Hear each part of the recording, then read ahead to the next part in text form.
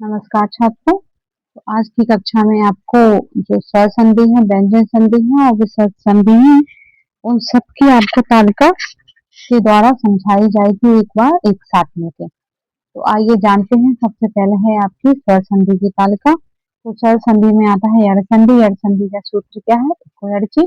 Eco यड़ची में जैसे होता है एक धन अच यानी कि यड़ होता है, एक यानी कि ई उ री ली आ जाता है।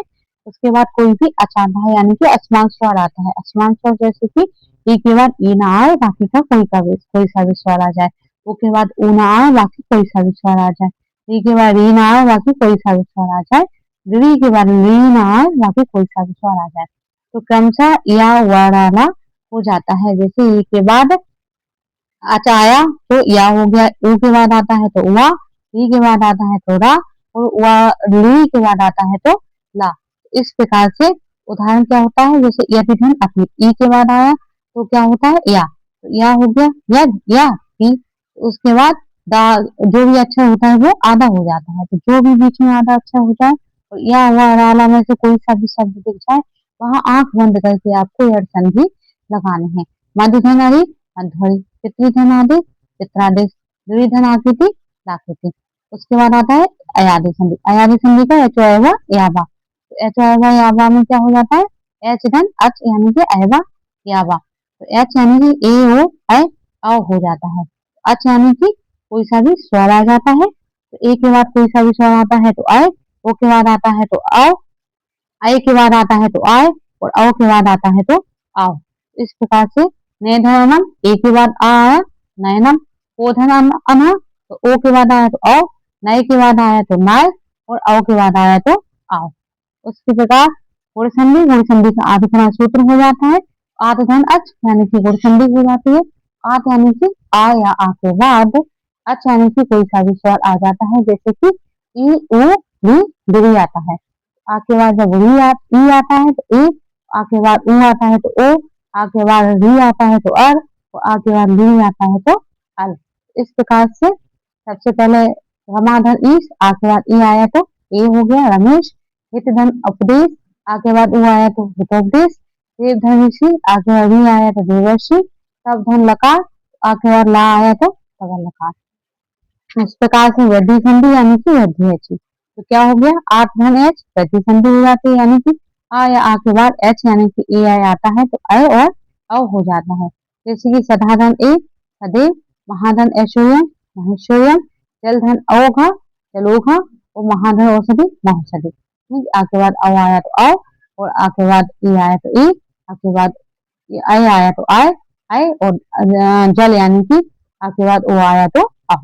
उसके बाद आता है दीर्घ संधि। दीर्घ संधि में अका सवर्ण सूत्र है।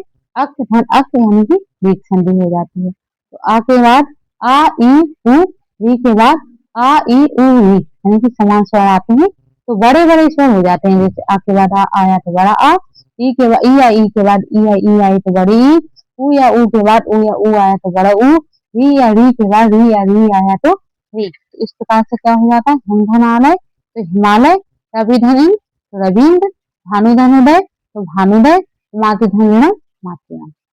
इस प्रकार से आता है पूर्व रूप संधि। पूर्व रूप संधि यानी कि एंग पदांतर नदी। एंग धन आ यानी कि पूर्व रूप। पूर्व रूप क्या होता है? ए के बाद ए या ओ के बाद आ आता है, पूर्व रूप हो जाता है। आ का क्या हो जाता है? ऐसा एस बन जाता है। तो पूर्व रूप हो गया। जैसे हरे धन आओ, ए के बाद आ आया, पूर्व रूप बन गया हरे आओ। विष्णु धन आओ, ओ के बाद आ आया, पूर्व रूप बन गया विष्णु आओ। इसी प्रकार से पररूप संधि एंगी पररूपम होता है। अवर्णान उपसर्ग या एंगा पदांतरति बराबर पररूप संधि हो जाती है। तो वो क्या कह रहे हैं? अवर्णान उपसर्ग यानी कि कोई सा भी उपसर्ग हो जिसमें आवरण छिपा हुआ हो। उसके बाद एंगा पदांतरति यानी कि एंग शब्द आए ए या ओ आता है तो पररूप हो जाता है। तो किस प्रकार से? एक उपधन सती उपसती। इसी प्रकार से प्रकृति भाव होता है। प्लुत प्रग्रह चिन्हितम यानी कि प्लुत और प्रग्रह धन अच हो जाता है तो प्रकृति भाव हो जाता है। कैसे हो जाता है? हरि धन एतो तो हरि एतो, विष्णु धन इमो विष्णु इमो, गंगे धन अमु गंगे अमु हो जाता है। तो ई उ और ए के बाद यदि कोई सा भी स्वर आता है तो फिर वो क्या कह रहे हैं? वैसे का वैसा रहता है, यानी कि द्विवचन जो रहता है ई, ऊ और ए का।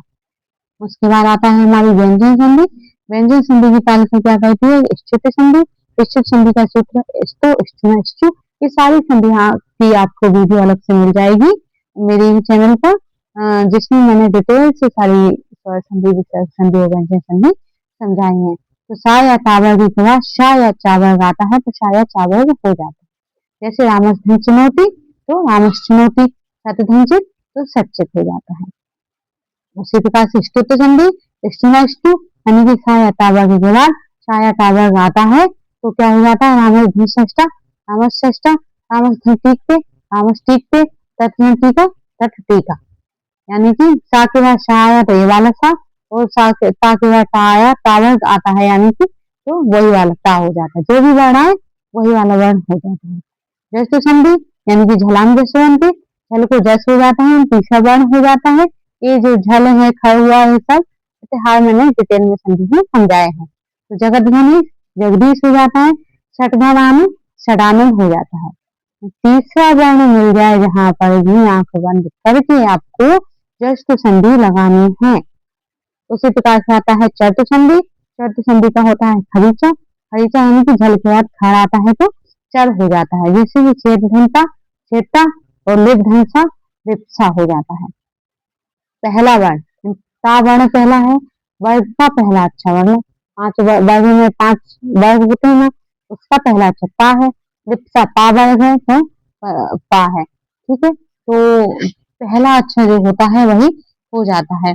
तो पहला अक्षर आए तो आंख बंद करके आपको चर संधि, चट संधि लगा देनी है। तो तीसरा अक्षर आए तो आंख बंद करके आपको जस्ट संधि लगा देनी है।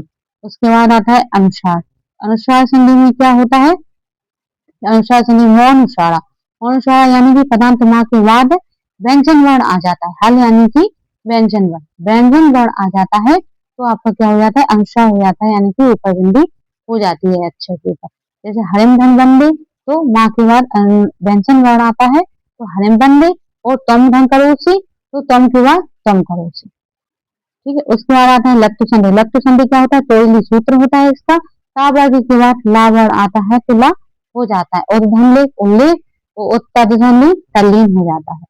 जैसे कि वो क्या कह रहे हैं कि ता वर्ग के बाद ला आता है तो ला हो जाता है। तोड़ली, तोड़ली सूत्र से ये देख लो, ता ला यानी कि ता वर्ग के बाद ला वर्ण आता है तो ला हो जाता है, बस ला हो जाता है, यानी लप्त संधि यानी ला हो जाता है। परस्पर, परस्पर अनुस्वार यही परस्पर यानी अनुस्वार के बाद यह प्रतिहार आता है तो परस्पर यानी कि पंचम अक्षर हो जाता है। अनुस्वार आया गम धंगा, तो गा जो है उसका जो पंचम अक्षर है का, खा, गा, घा, इंगा, इंगा गंगा, तो वो पंचम अक्षर हो गया। वम धमचा यानी कि वंचा, तो पा, फा, बा, भा, मा, ठीक है। चा, चा वर्ग का आया, चा, छा, जा, झा, या, वंचा। इसी प्रकार से अनुनासिक संधि यरोनुनासिकोवा, यानी कि यह धन अनुनासिक तो अनुनासिक हो जाता है।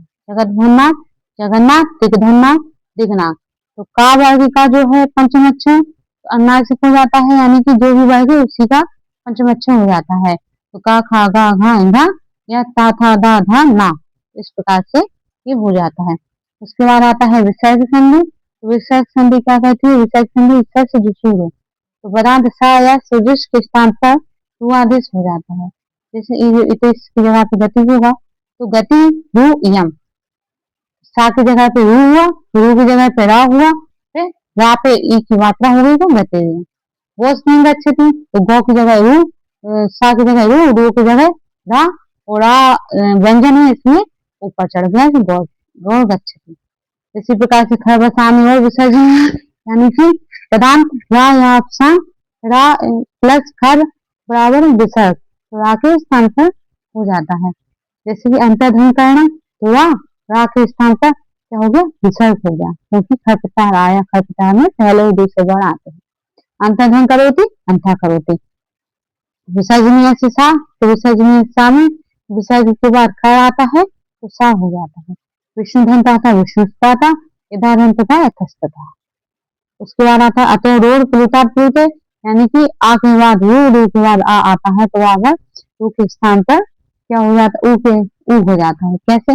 सुबह धनाचा तो सा की जगह पे रू, ऊ की जगह पे क्या हो गया, ओ हो गया। ऊ और ओ की जगह पे सब आध गुणा से ओ, तो वो अच्छा। तो जहां पर भी ओ की मात्रा और एस दिख जाए, आंख बंद करके अतो रोग प्लूता प्लूते विसर्ग संधि लगा देनी है। उसके बाद आता है एसस धन अत्र, एस यू अत्र, एस यू अत्र यानी एसो अत्र। इस प्रकार से ये भी हो गया। उसके बाद आता है विसर्ग संधि का हसीचा सूत्र। तो आरूहस यानी ऊ हो जाता है, सुबह संबंधा से गुरुबंधा यानी कि फिर ऊ हुआ और ऊ के बाद ऊ के सुबंधा धर्म संरक्षति धर्म रक्षति। तो जहां पर भी ओ की मात्रा के लिए आए तो बाद में क्या हो जाता है, हस हस का वर्ण आ जाता है। तो फिर वो क्या हो जाता है, हसी क्या सूते से विसर्ग संधि। उसके बाद आता है हमारा रोड़ी और विलोपे पूर्वक द्विगुणा, तो विसर्ग संधि होती है। रोड़ी यानी कि रा के बाद रा आता है तो पूर्व वाले रा का लोप हो जाता है। और जैसे ही पुनः धनंते तो रा आया तो पहले वाले रा का लोप हो गया, पुनः रंते अड़ अड़ आया यानी आ ई उ, तो प्लस रा या ढा आता है, यानी कि अड़ के बाद आ या ढा आता है। अड़ यानी कि आ ई उ आता है, उसके बाद आ या ढा आता है तो अड़ हो जाता है। जैसे कि अलीठ धन ढा तो अली ढा हो जाता है। तो इस प्रकार से हमारी ये विसर्ग संधि की तालिका हुई पूरी। तो मैंने स्वर संधि, व्यंजन संधि और विसर्ग संधि तीनों की तालिका आपको समझा दी है और तीनों की डिटेल वीडियो आपको मेरे चैनल पर मिल जाएंगी। तो वीडियो देखने के लिए दिल से बहुत बहुत शुक्रिया, बहुत बहुत धन्यवाद।